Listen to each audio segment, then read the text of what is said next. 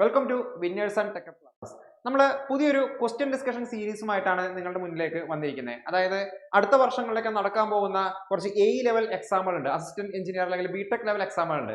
ആ എക്സാമുകൾ മുൻനിർത്തിക്കൊണ്ട് നമ്മൾ മുൻ വർഷം അത് 2023 നടന്ന പ്രധാനപ്പെട്ട ലെവൽ അല്ലെങ്കിൽ ബിടെക് ലെവൽ എക്സാമുകളുടെ കുറച്ച് ക്വസ്റ്റ്യൻസ് അല്ലെങ്കിൽ എല്ലാ ക്വസ്റ്റ്യൻസും തന്നെ നമ്മളൊരു സീരീസ് ഓഫ് ക്വസ്റ്റ്യൻ ഡിസ്കഷനിലൂടെ നമ്മൾ കവർ ചെയ്യാൻ വേണ്ടിയാണ് ഉദ്ദേശിക്കുന്നത്. ഫോർ എക്സാമ്പിൾ ആയിട്ട് പറഞ്ഞാൽ നമ്മളിപ്പോൾ ഇന്ന് ഡിസ്കസ് ചെയ്യുന്നത് ഇറിഗേഷൻ, അതായത് 2023 നടന്ന ഇറിഗേഷൻ ഡിപ്പാർട്ട്മെന്റിലേക്കുള്ള അസിസ്റ്റന്റ് എഞ്ചിനീയറിന്റെ അത്യാവശ്യം നല്ലൊരു ലെവലുള്ള എക്സാം തന്നെയായിരുന്നു. അതിന്റെ തെർമോഡൈനാമിക്സിലെ കുറച്ച് ക്വസ്റ്റ്യൻസ് ആണ് ഇന്നത്തെ ഒരു സീരീസിൽ നമ്മൾ ഡിസ്കസ് ചെയ്യുന്നത്. അതുപോലെ ഓരോ സീരീസിലും കുറച്ച് ക്വസ്റ്റ്യൻസ് ആയിട്ട് പതുക്കെ ഓരോ സീരീസ് അല്ലെങ്കിൽ ഓരോ വീഡിയോസ് ആയിട്ട് നിങ്ങളിലേക്ക് എത്തിക്കാൻ വേണ്ടിയാണ് നമ്മൾ ശ്രമിക്കുന്നത്. അപ്പൊ ഇന്നിപ്പോ തെർമോഡൈനാമിക്സ് ആണ് ഡിസ്കസ് ചെയ്യുന്നതെങ്കിൽ അടുത്ത ദിവസം മറ്റൊരു സബ്ജക്ട് ആയിരിക്കും. അങ്ങനെ ഓരോ ഇന്റർമീഡിയറ്റ് ആയിട്ട് നമ്മൾ ഓരോ വീഡിയോസ് ഈ ചാനലിലേക്ക് നമ്മൾ അപ്ലോഡ് ചെയ്തുകൊണ്ടിരിക്കും. ഇനി ഈ ഒരു സീരീസിൽ എന്തൊക്കെയാണ് നമ്മൾ ഉൾപ്പെടുന്നത്, ഏതൊക്കെ ലെവൽ ഓഫ് എക്സാം ആണെന്ന് ചോദിച്ചു കഴിഞ്ഞാൽ 2023-24 ഈ ഒരു കാലഘട്ടത്തിൽ, അതായത് പുതിയ PSCയുടെ പാറ്റേണിൽ നടന്നിരിക്കുന്ന കുറച്ച് എക്സാമുകളുണ്ട്. അതായത് അസിസ്റ്റന്റ് പ്രൊഫസറിന്റെ എക്സാമിന്റെ മെക്കാനിക്കൽ, ലെക്ചർ ബോർഡിൽ എക്സാം നടന്നിട്ടുണ്ട്, workshop instructor, AMBI, irrigation, instructor grade 1, അങ്ങനെ ഒരുപാട് എക്സാമുകൾ പുതിയ പാറ്റേണിൽ നമുക്ക് നടന്നിട്ടുണ്ട്. അപ്പൊ ആ ഒരു പാറ്റേൺ തന്നെ തുടർന്നുള്ള വർഷങ്ങളിൽ നമുക്ക് പ്രതീക്ഷിക്കാം. അതുകൊണ്ട് തന്നെ ഒരുപാട് പഴയ ക്വസ്റ്റ്യൻ പേപ്പറിന് പകരം തൊട്ട് ഈ അടുത്ത് നടന്ന ക്വസ്റ്റ്യൻ പേപ്പറിൽ ക്വസ്റ്റ്യൻസ് ആണ് നമ്മൾ ഈ ഒരു സീരീസിൽ ഇൻക്ലൂഡ് ചെയ്തിരിക്കുന്നത്. അപ്പൊ എല്ലാവരും തുടർച്ചയായിട്ട് വരുന്ന വീഡിയോസ് എല്ലാം കാണാൻ വേണ്ടി ശ്രമിക്കുക. അപ്പോൾ നിങ്ങൾ എൻ്റെ ചാനൽ ഒന്ന് സബ്സ്ക്രൈബ് ചെയ്യുക. സബ്സ്ക്രൈബ് ചെയ്തതിന് ബെൽ നോട്ടിഫിക്കേഷൻ ഒന്ന് അപ്ലൈ ചെയ്ത് കഴിഞ്ഞാൽ നിങ്ങൾക്ക് ഇതിന്റെ കറക്റ്റ് ആയിട്ട് നോട്ടിഫിക്കേഷൻ കിട്ടും. ഓക്കെ, അപ്പൊ നിങ്ങൾ മുടങ്ങാതെ നമ്മൾ അപ്ലോഡ് ചെയ്യുന്ന സമയത്ത് തന്നെ വീഡിയോസ് ഒക്കെ കണ്ടു തീർക്കാനായിട്ട് ശ്രദ്ധിക്കുക.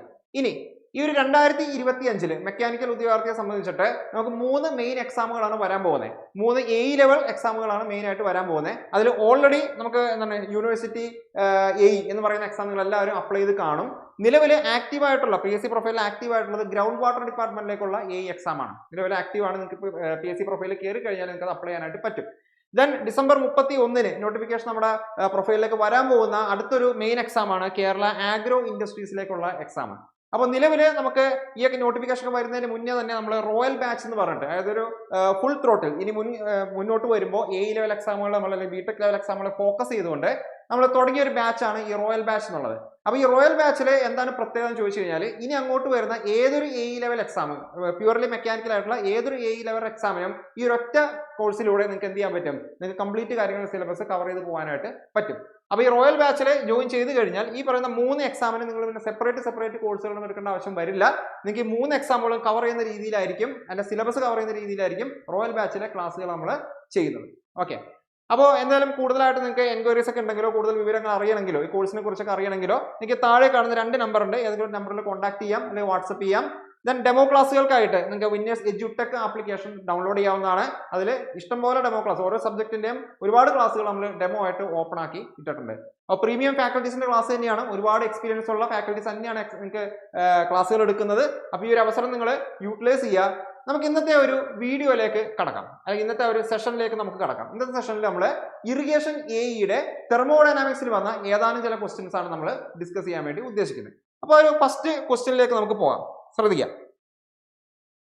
Change in enthalpy in a closed system is equal to heat transferred if the reversible process takes place at a constant. അതായത് നമ്മൾ തെർമോഡൈനാമിക്സിലെ ക്ലോസ്ഡ് സിസ്റ്റത്തിലെ ഫസ്റ്റ് ലോഡ് ആപ്ലിക്കേഷൻ നമ്മൾ പഠിക്കാറുണ്ട്. അപ്പൊ അതിൽ കുറെ പ്രോസസ്സുകൾ പഠിക്കും. Volume, constant volume process, constant pressure process, constant temperature, isothermal process, constant temperature, then adiabatic process, isentropic എന്ന് പറഞ്ഞിട്ട് ഒരുപാട് പ്രോസസ്സുകൾ നമ്മൾ പഠിക്കാറുണ്ട് അല്ലേ. അപ്പൊ അതിനെ ബേസ് ചെയ്തിട്ടുള്ള ക്വസ്റ്റ്യൻ ആണ്. നോക്കിയേ, ചേഞ്ച് ഇൻ എൻതാൽപി എന്ന് പറഞ്ഞാൽ നമ്മൾ ഡെൽറ്റ എച്ച് എന്ന് വിളിക്കുന്ന ആള് in a closed system is equal to the heat transfer. Delta H എന്ന് പറയുന്നത് അവിടുത്തെ ഹീറ്റ് ട്രാൻസ്ഫറിന് തുല്യമായിട്ട് മാറുന്നത് ഏത് പ്രോസസ്സിലാണ്? അത് കോൺസ്റ്റന്റ് ടെമ്പറേച്ചർ പ്രോസസ്സിലാണോ, അല്ലെങ്കിൽ കോൺസ്റ്റന്റ് ഇന്റേണൽ എനർജി കാണിക്കുമ്പോഴാണോ, അല്ലെങ്കിൽ കോൺസ്റ്റന്റ് എൻട്രോപ്പി പ്രോസസ്സിലാണോ, അല്ലെങ്കിൽ കോൺസ്റ്റന്റ് പ്രഷർ പ്രോസസ്സിലാണോ? നിങ്ങൾ ഒരുപാട് നാളായിട്ട് ഇതിനുവേണ്ടി പ്രിപ്പയർ ചെയ്യുന്ന ഒരാളാണെങ്കിൽ ഉറപ്പായിട്ടും നിങ്ങളിപ്പോൾ ആൻസറിലേക്ക് എത്തിയിട്ടുണ്ടാവും. അതെന്താണ്? അത് കോൺസ്റ്റന്റ് പ്രഷർ പ്രോസസ്സിലാണ്. ഈ ഒരു പ്രത്യേകത ചേഞ്ച് ഇൻ എൻതാൽപ്പി എന്ന് പറയുന്നത് അവിടുത്തെ ഹീറ്റ് ട്രാൻസ്ഫറിന് തുല്യമായിട്ട് വരുന്നത്. ഇനി എങ്ങനെയാണ് ഈ ഒരു ആൻസറിലേക്ക് നമ്മൾ എത്തുന്നത്? ജസ്റ്റ് സിമ്പിൾ ആയിട്ട് നമുക്ക് പറയാവുന്നതാണ്. നോക്കിയേ, അക്കോർഡിംഗ് ടു ഫസ്റ്റ് ലോ നമുക്ക് അറിയാവുന്നതാണ്, ഒരു ക്ലോസ്ഡ് സിസ്റ്റത്തിന്റെ ഫസ്റ്റ് ലോഡ് ഇക്വേഷൻ എന്ന് പറഞ്ഞു കഴിഞ്ഞാൽ dq = du + dw എന്നാണ്. ഈ ഒരു ഇക്വേഷനെ നമ്മൾ ജസ്റ്റ് ഒന്ന് റീഅറേഞ്ച് ചെയ്ത് കഴിഞ്ഞാൽ നമുക്ക് ഈ പറയുന്ന ഒരു റിലേഷനിലേക്ക് എത്താനായിട്ട് പറ്റും. dq അല്ലെങ്കിൽ ഹീറ്റ് ട്രാൻസ്ഫർ എന്ന് പറയുന്നത് ഈ dh അല്ലെങ്കിൽ ചേഞ്ച് ഇൻ എൻതാൽപ്പിക്ക് തുല്യമാണെന്ന് നമുക്ക് പറയാനായിട്ട് പറ്റും. അതെങ്ങനെയാണെന്ന് നോക്കിയേ, ഇപ്പൊ dq = du + dw ആണെങ്കിൽ നമുക്ക് ആ DW എന്ന് പറഞ്ഞു കഴിഞ്ഞാൽ അതൊരു PdV വർക്കാണ്. ജസ്റ്റ് ഒന്ന് മാറ്റി എഴുതാം. അപ്പൊ DQ is equal to DU plus DW എന്നാണെങ്കിൽ ഈ DW അല്ലെങ്കിൽ വർക്ക് ഡൺ എന്ന് പറയുന്ന ഒരു PdV വർക്കാണ് നമ്മൾ പറയാം, PdV വർക്ക്. അപ്പൊ എനിക്ക് DQ is equal to DU plus PdV എന്ന് എനിക്ക് ഇവിടെ എഴുതാനായിട്ട് പറ്റും. അതാണ് നിങ്ങൾ ഈ കാണുന്ന PdV എന്ന് പറയുന്നത്. ഇനി ഞാൻ പറയുന്നത് ഒരു കോൺസ്റ്റന്റ് പ്രഷർ പ്രോസസ് ആണെങ്കിൽ, എനിക്ക് ഈ ഇക്വേഷൻ എങ്ങനെയും എഴുതാം, DQ is equal to DU plus D of PV എന്ന് എഴുതാം. കാരണം കോൺസ്റ്റന്റിനെ ഡിഫറൻഷ്യലിന്റെ അകത്ത് എഴുതിയാലും പുറത്ത് എഴുതിയാലും ഒരേ എഫക്ട് തന്നെയാണ്, വ്യത്യാസമൊന്നുമില്ല. ഇനി ഇതിനെ എങ്ങനെ മാറ്റി എഴുതാം, DQ is equal to D of U plus PV എന്നും എനിക്ക് ഇയാളെ എഴുതാം. അപ്പൊ DQ is equal to എന്തായി, D of U plus PV എന്താ സാധനം, H ആണല്ലേ. അപ്പൊ DH എന്ന് എനിക്ക് അവിടെ പറയാം. അപ്പൊ ഒരു കോൺസ്റ്റന്റ് പ്രഷർ പ്രോസസിന്റെ ഒരു പ്രത്യേകത ക്ലോസ് സിസ്റ്റത്തിൽ എടുത്തു കഴിഞ്ഞാൽ എന്താണെന്ന് എനിക്ക് മനസ്സിലായി, DQ is equal to DH അഥവാ അവിടുത്തെ എൻതാൽപി ചേഞ്ച് എന്ന് പറയുന്നത് അവിടുത്തെ ഹീറ്റ് ട്രാൻസ്ഫറിന് ഈക്വൽ ആണെന്ന് കിട്ടി. വളരെ ഇമ്പോർട്ടന്റ് ആയിട്ടുള്ള ഒരു പോയിന്റ് ആണ്. Okay, then second question, an engine operates between temperature limit of 900 Kelvin and T2 and another engine operates between T2 and 400 Kelvin. For both the engines to be equally efficient, രണ്ടുപേരും equally efficient ആണെങ്കിൽ T2 should be equal to എന്തായിരിക്കും T2? ഇത് നമുക്ക് വേണമെങ്കിൽ ഒരു എന്താണ് വലിയൊരു derivation പോലെ അല്ലെങ്കിൽ വലിയൊരു പ്രോബ്ലം ആയിട്ടൊക്കെ ചെയ്യാനായിട്ട് പറ്റും. പക്ഷെ ഒബ്ജക്റ്റീവ് ടൈപ്പ് എക്സാമിന് അങ്ങനെയുള്ളതിനേക്കാൾ കൂടുതൽ ഇങ്ങനെയൊരു കേസ് വന്നാൽ ഈക്വലി എഫിഷ്യന്റ് ആയിട്ടുള്ള രണ്ട് എഞ്ചിൻ നമുക്ക് കിട്ടിക്കഴിഞ്ഞാൽ എങ്ങനെയാണ് അയാളുടെ ഒരു ഇന്റർമീഡിയറ്റ് ആയ ഒരു ടെമ്പറേച്ചർ കണ്ടുപിടിക്കുക എന്ന് ചോദിച്ചു കഴിഞ്ഞാൽ T2 is equal to root of T1 T3 എന്ന് പറയുന്ന റിലേഷൻ വെച്ച് നമുക്ക് ചെയ്യാം.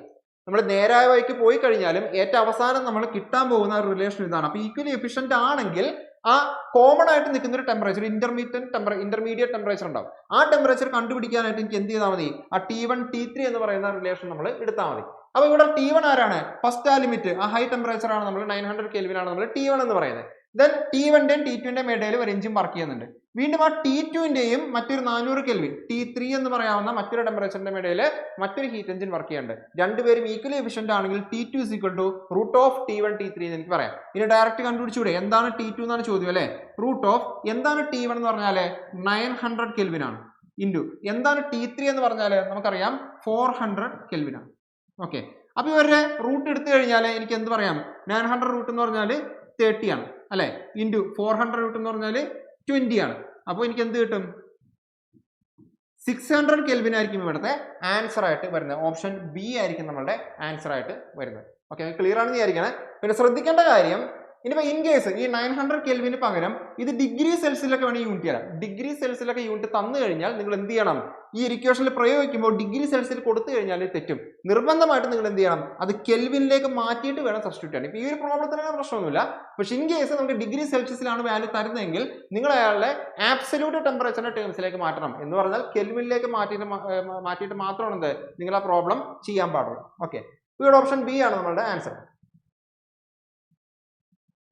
Next question, which one of the following gases will have the maximum value of characteristic gas constant?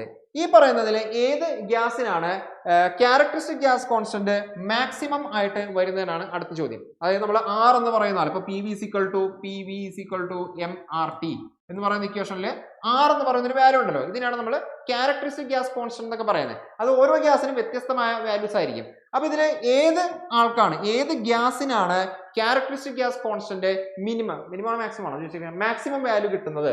അത് നമുക്കറിയാം, R is equal to characteristic gas constant എന്ന് പറഞ്ഞാൽ universal gas constant divided by molecular weight എന്നാണ്. ഇതൊരു simple question ആണ്, പക്ഷെ ഈ പറയുന്ന ആൾക്കാരിൽ ആരാണ് ഏറ്റവും മിനിമം മോളിക്യുലാർ വെയിറ്റ് നമ്മൾ അറിയണം. അപ്പൊ ഇതിൽ നമുക്ക് R ബാർ എന്ന് പറഞ്ഞാൽ നമ്മൾ പറയാറുണ്ട് 8314 joule per kilogram mole kelvin എന്നൊക്കെ രീതിയിൽ നമ്മൾ അയാളെ പറയാറുണ്ട്. ആര്? R ബാർ എന്ന് പറയുന്ന ആള്. അത് ഒരു യൂണിവേഴ്സൽ ഗ്യാസ് കോൺസ്റ്റന്റ് ആണ്. ഏത് ഗ്യാസ് എടുത്തു കഴിഞ്ഞാലും അത് സെയിം ആണ്. അപ്പൊ R എന്ന് പറയുന്ന ആൾ കിട്ടാനായിട്ട് എനിക്ക് എന്ത് ചെയ്താൽ മതി, ഇതേ ഡിവൈഡഡ് ബൈ ആ ഗ്യാസിന്റെ മോളിക്യുലാർ വെയിറ്റിനെ ചെയ്താൽ മതിയാവും. ഓക്കെ, അപ്പൊ നമ്മളിവിടെ നോക്കിക്കഴിഞ്ഞാൽ ഓക്സിജൻ, നൈട്രജൻ, കാർബൺ ഡയോക്സൈഡ്, അതുപോലെ സൾഫർ ഡയോക്സൈഡ്. അപ്പോൾ ഇവരുടെയൊക്കെ ഈ പറയുന്ന മോളിക്യുലർ വെയിറ്റ് എന്ന് പറയുന്ന ആളെ നമ്മൾ നോക്കിക്കഴിഞ്ഞാൽ അതിൽ നൈട്രജൻ എന്ന് പറയുന്ന ആൾക്കാണ് മോളിക്യുലർ വെയിറ്റ് മിനിമം ആയിട്ടുള്ളത്. അങ്ങനെ നൈട്രജന്റെ മോളിക്യുലർ വെയിറ്റ് മിനിമം ആണെങ്കിൽ, ഡിനോമിനേറ്റർ ചെറുതാണെങ്കിൽ ആറിന്റെ വാല്യൂ ഗ്രേറ്റർ ആവും. ഓക്കെ, അപ്പൊ ഈ പറയുന്നതിൽ നൈട്രജന് മിനിമം വാല്യൂ ആയതുകൊണ്ട്, മിനിമം മോളിക്കുലർ വെയിറ്റ് ആയതുകൊണ്ട് എനിക്ക് എന്ത് പറയാം, അതിനായിരിക്കും മാക്സിമം ക്യാരക്ടറിസ്റ്റിക് ഗ്യാസ് കോൺസ്റ്റന്റിന്റെ വാല്യൂ നമുക്ക് കിട്ടുന്നത്. അപ്പൊ ഓപ്ഷൻ ബി ആണ് നമ്മളുടെ ആൻസർ ആയിട്ട് വരിക. ഓക്കെ,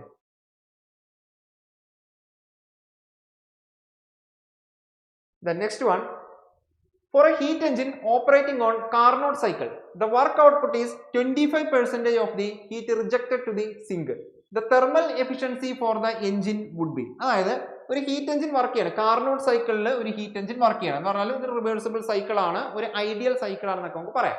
ആ വർക്ക് ഔട്ട്പുട്ട്, ഈ എഞ്ചിന്റെ വർക്ക് ഔട്ട്പുട്ട് എന്ന് പറഞ്ഞു കഴിഞ്ഞാൽ 25%, അതായത് 0.25 ഓഫ് ദി ഹീറ്റ് റിജക്റ്റഡ് ആണ് അല്ലെ.